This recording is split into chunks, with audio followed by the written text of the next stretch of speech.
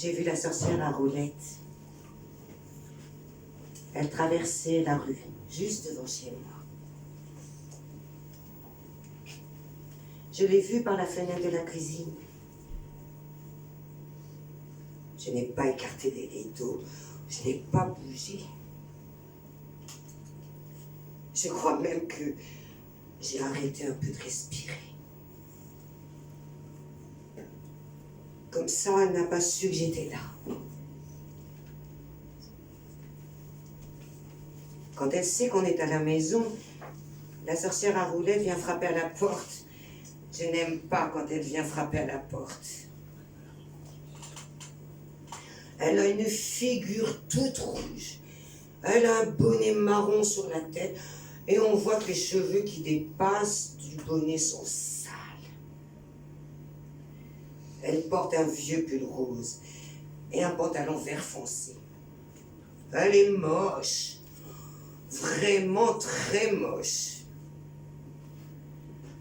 Elle fait peur. Quand même un peu. Elle fait peur.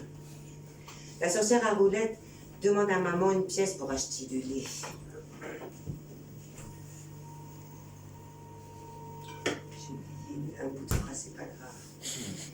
Maman n'a pas de pièce dans son sac à main parce qu'elle achète tout avec sa carte bleue. Alors elle va prendre une pièce en matirelire. Elle me demande ma permission et je dis oui, pour avoir l'air cool. Mais je n'aime pas quand on touche à mes affaires. Maman donne ma pièce à la sorcière à roulette pour qu'elle achète du lait avec.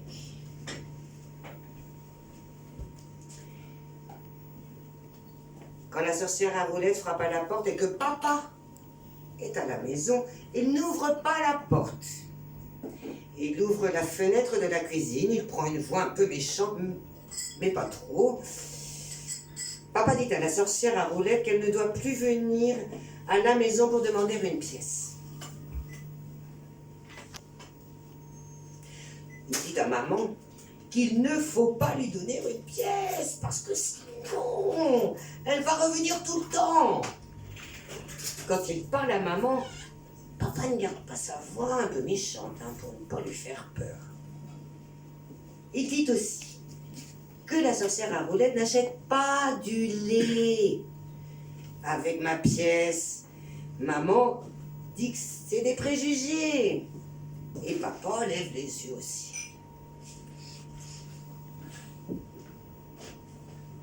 Aujourd'hui, la sorcière à roulette continue son chemin.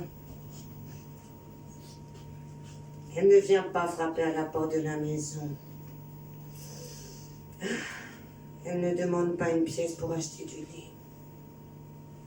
Ou pour acheter autre chose, je ne sais pas quoi.